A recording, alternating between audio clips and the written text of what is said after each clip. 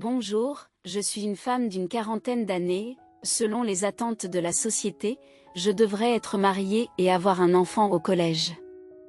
Or, je suis toujours célibataire. Ce n'est pas que je n'ai pas eu l'occasion de m'installer, mais cela n'a pas marché.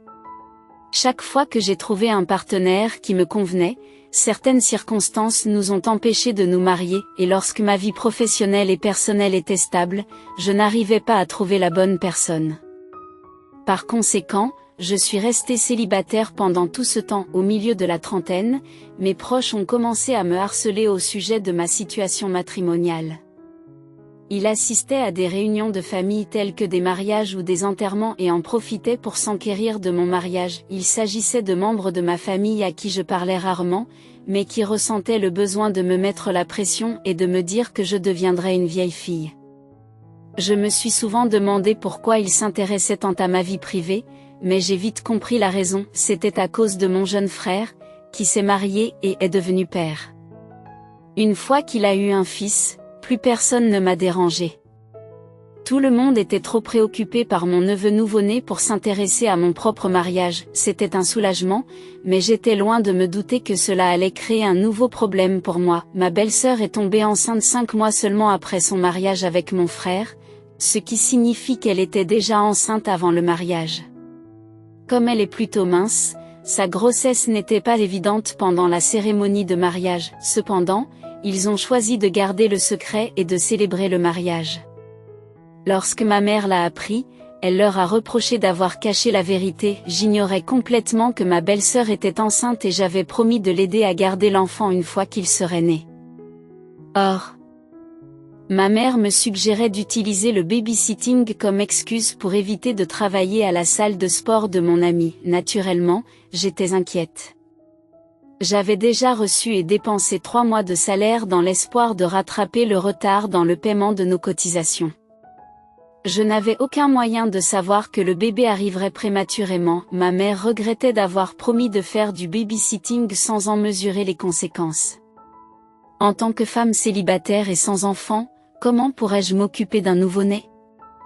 La responsabilité me semblait écrasante. Me voici donc en train de réfléchir à ce qu'il faut faire. Ma mère insiste pour que je garde mon neveu pendant 3 mois seulement. Ma mère m'a demandé de l'aide, sachant que je travaille comme illustratrice indépendante pour des éditeurs de livres de contes de fées. Comme je n'ai pas d'heure de bureau fixe ni d'horaire de travail quotidien, elle suppose parfois que je n'ai rien à faire lorsque je reste à la maison. Elle se demande pourquoi je ne réponds pas au téléphone ou pourquoi je ne participe pas aux tâches ménagères. Elle pense même que le babysitting est une tâche facile. À ses yeux, je suis une paresseuse qui ne fait rien à la maison. Elle m'a exhortée à penser à mon avenir et à insister sur le fait qu'il ne serait pas facile d'avoir un enfant. Pour éviter de me retrouver seule, elle m'a demandé de m'occuper de mon petit-neveu, insistant sur le fait que cela serait bénéfique pour notre relation et qu'il se souviendrait de mon anniversaire. Face au harcèlement fréquent de ma mère, j'ai accepté à contre-ségur de faire du babysitting pendant 3 mois, en posant une condition stricte. J'aurais pourtant dû décliner l'offre. Quelques jours plus tard, mon frère m'a rendu visite avec son bébé. Sa femme souffrant d'une grave dépression postpartum, mon frère a pris un congé pour s'occuper du bébé. Il était épuisé et immensément soulagé lorsque je lui ai proposé de garder le bébé. Il avait l'impression d'avoir échappé à une situation épouvantable. C'est ainsi que je me suis retrouvée à jouer le rôle de babysitter pour mon neveu. Au départ, j'ai accepté de le garder pendant 3 mois seulement, mais cela s'est progressivement étendu à 1 an, puis à 2 ans, et j'en suis aujourd'hui à ma 4e année de babysitting ininterrompue. Ma mère a trouvé une excuse après l'autre et s'est finalement retirée de la responsabilité du babysitting. Par conséquent, la responsabilité de s'occuper du bébé est retombée sur mon frère et moi. Mon frère a même déménagé plus près de chez moi pour pouvoir déposer leur bébé le matin et le reprendre après le travail. Pendant cette période, j'ai nourri mon neveu, j'ai joué avec lui, je l'ai baigné et je lui ai même donné une éducation de base.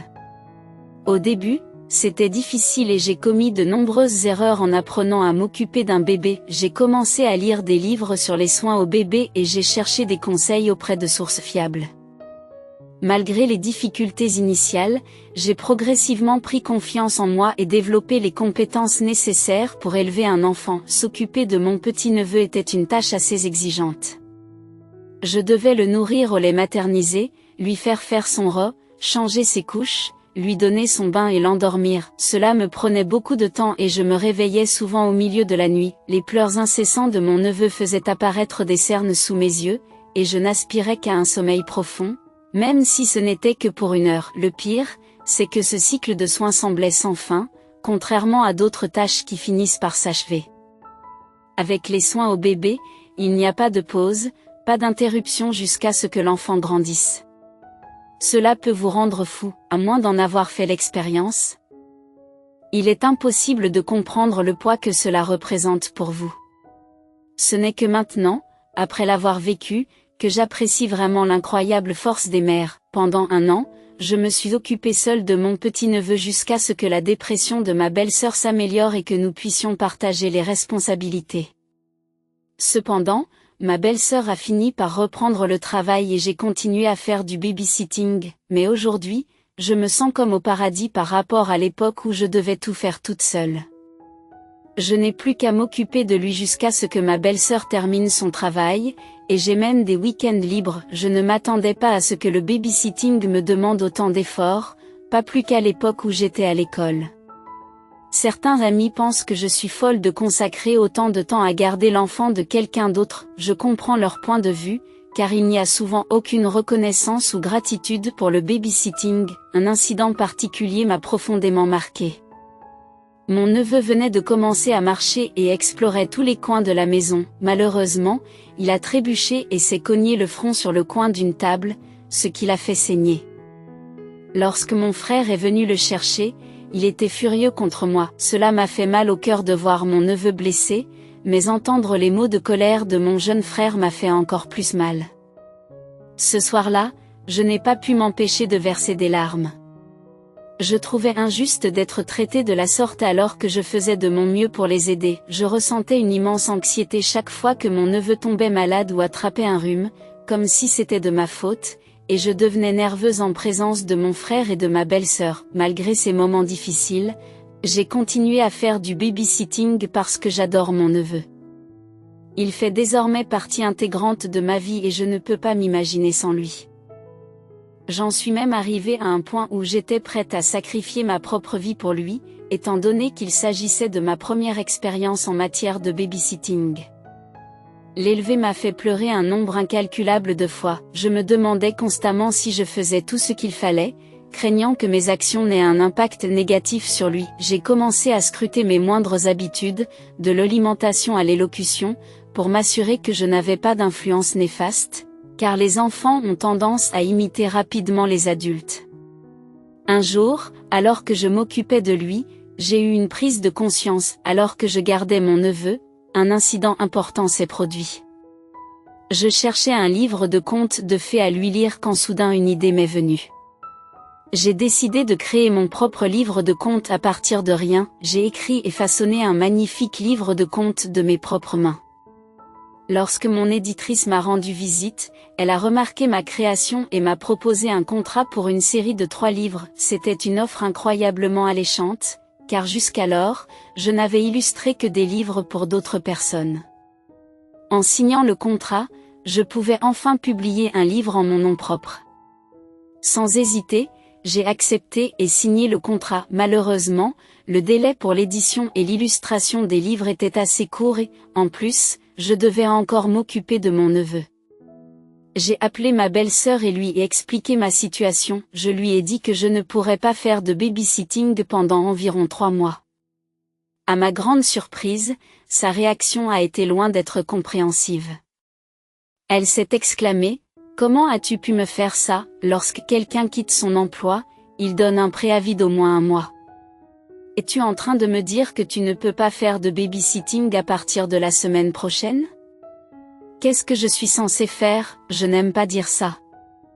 Mais comment as-tu pu faire ça alors que nous te payons autant d'argent chaque mois? » Je n'arrive pas à y croire. Confus et décontenancé, je l'ai interrompu. « Qu'est-ce que tu as dit? » Vous me payez de l'argent? De quel argent parles-tu? Tu m'as payé pour garder Michael. Sa réponse est apparue comme agacée et quelque peu impolie. Pourquoi agis-tu comme si tu ne savais pas? Tu es payé depuis 4 ans, tu as même demandé une augmentation au début de l'année, alors j'ai déposé le montant augmenté chaque mois. Cette révélation m'a complètement choquée. Jusqu'à ce moment-là, je n'avais jamais reçu un seul centime pour avoir gardé mon neveu. Je me suis exclamé, sœur, c'est la première fois que j'entends parler d'argent. Pendant tout ce temps, je n'ai jamais été payé pour garder Michael. Qui avez-vous payé? J'ai découvert par la suite qu'ils avaient versé l'argent sur le compte courant de ma mère. Chaque mois, ma mère interceptait l'argent à mon insu. Finalement, j'ai compris pourquoi mon frère et ma belle-sœur avaient été si exigeants et m'avaient traité comme un simple employé. Ils pensaient me payer généreusement, ce qui les amenait à me traiter comme un employé. À cet instant, j'ai été submergé par la fureur. Je méprisais ma mère pour avoir rompu sa promesse et transféré sa responsabilité sur moi. J'en ai également voulu à mon frère et à ma belle-sœur pour leur manque d'appréciation, tout cela parce qu'ils croyaient me dédommager. Quant à moi, je me sentais stupide depuis 4 ans. À ce moment-là, j'ai eu envie d'appeler ma mère et mon frère pour les confronter, mais je savais que je devais d'abord me calmer, sinon, les choses risquaient de s'envenimer inutilement. J'aurais pu gérer la situation plus calmement, mais j'ai élaboré un plan à l'avance. J'ai décidé de surprendre ma mère en avançant son anniversaire d'1 semaine et en organisant une réunion le week-end. Comme il était difficile pour mon frère et moi de nous rencontrer en semaine, je l'ai expliqué à ma mère. Elle s'est d'abord montrée déçue, mais lorsque je lui ai proposé d'inviter ses amis et de dîner dans un restaurant réputé, sa joie n'a plus connu de limite. Ensuite, j'ai appelé mon jeune frère et lui ai fait part du même projet. Au début, il m'a reproché de faire toute une histoire pour l'anniversaire de notre mère. Cependant, lorsque je lui ai assuré que je m'occuperais des dépenses et que lui et sa femme n'avaient qu'à se joindre à nous sans se soucier du paiement, il a rapidement changé d'attitude. Enfin, le jour de l'anniversaire de ma mère est arrivé. Je me suis rassemblée et je me suis rendue au restaurant. En arrivant, j'ai découvert que ma mère et ses amis étaient déjà présents. Ses amis l'ont couverte de compliments, lui faisant remarquer qu'elle avait de la chance d'avoir une fille dévouée et célibataire. Elles ont même laissé entendre que le fait d'avoir une fille mariée pouvait parfois causer plus de problèmes. Lorsque mon frère et ma belle-sœur sont arrivés, nous avons commencé le repas. Pendant ce temps, ma belle-sœur a remis à ma mère une enveloppe contenant de l'argent en guise de cadeau d'anniversaire. J'ai également remis une enveloppe à ma mère, mais son visage s'est durci lorsqu'elle l'a ouverte et a découvert qu'il s'agissait d'une facture pour des services de babysitting. Confuse, elle s'est interrogée sur mes intentions. Je lui ai expliqué que j'avais déduit l'argent de l'allocation mensuelle qu'elle recevait de Michael S. pour des services de babysitting au cours des 3 dernières années, qui s'élevait à $1 500 par mois. À partir de cette année, elle a commencé à recevoir $1 700 par mois. Je l'ai interrogée sur le fait qu'elle avait pris une somme d'argent aussi importante sans m'en informer ni même m'en donner une partie. Je lui ai dit que j'étais déçue qu'elle commette un tel acte alors qu'elle est ma propre mère. J'ai considéré qu'il s'agissait d'un crime qui pouvait être signalé à la police, d'autant plus qu'elle me prenait de l'argent de poche supplémentaire chaque mois. J'ai parlé de l'immense charge physique et émotionnelle que j'ai endurée en travaillant et en gardant des enfants au cours des 4 dernières années, et j'ai même consulté un psychologue pour le stress que cela m'a causé. Je me suis sentie trahie, car elle avait essentiellement exploité sa propre fille à des fins financières. Je lui ai fait comprendre que j'avais toujours eu l'intention de subvenir à ses besoins, mais elle semblait l'avoir oublié. Je me suis interrogée sur les raisons qui l'avaient poussée à orchestrer cette réunion dans le seul but de m'embarrasser et j'ai exprimé mon incrédulité à l'égard de ses actions. Je n'arrivais pas à comprendre comment, en tant que mère, elle pouvait me traiter de la sorte. Cela m'a attristée et m'a fait souhaiter que les choses se passent différemment. Si notre père était encore en vie, je ne serais pas traitée de la sorte. Vous êtes vraiment horrible. Ma mère n'a aucune envie de reconnaître ses torts, elle se contente de jouer les victimes. Elle n'a ni remords ni excuses pour les souffrances que j'ai endurées. Maman, arrête de te donner en spectacle. Si papa était vivant, je ne serais pas en train de garder Michael, tu t'es porté volontaire, puis tu t'es retiré, en concoctant des mensonges à propos d'une avance sur salaire. Qu'est-ce que tu as fait? Pendant que je m'occupais de Michael, tu t'es amusé à jouer aux cartes et à faire des voyages à l'étranger avec l'argent intercepté. Au lieu de faire du babysitting, vous avez opté pour le botox dans des cliniques de beauté. Et maintenant, vous attendez de Michael qu'il se souvienne de mes anniversaires, voulez-vous que je me souvienne des vôtres, étant donné que vous avez volé votre propre fille?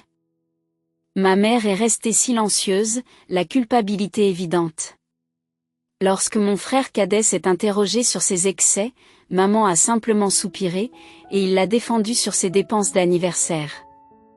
Pourtant, maman, t'es-tu déjà souvenu des anniversaires de papa? Lui as-tu déjà offert des gâteaux? Arrête de vendre ton fils, et je n'ai pas besoin qu'on se souvienne de l'anniversaire de Brandy juste parce que tu paies la babysitter. Je suis soulagée de ne pas avoir su pour l'argent, être traité comme un employé aurait été décourageant. Tu étais furieuse à propos de la fête d'anniversaire pour maman, mais maintenant tu m'accuses de faire toute une histoire parce que maman a dépensé l'argent de mon babysitting. Qui en fait toute une histoire? Toi, James, égoïste et à double visage, tu as prétendu que tu ne voulais pas partager les dépenses, que tu étais contrarié par le fait que la fête ait lieu à la maison. Comment as-tu pu, vu tout ce que j'ai fait pour t'élever? À partir de maintenant, occupe-toi de ton propre fils. Ne cherche pas d'aide, j'ai déposé des fonds sur le numéro de compte courant fourni par ton entourage, maman. Malgré mon intention initiale de ne pas prélever d'argent, ton comportement et celui de maman m'ont amené à reconsidérer la question. Désormais, je serai rémunéré à juste titre pour mes efforts et je romps mes liens avec vous deux.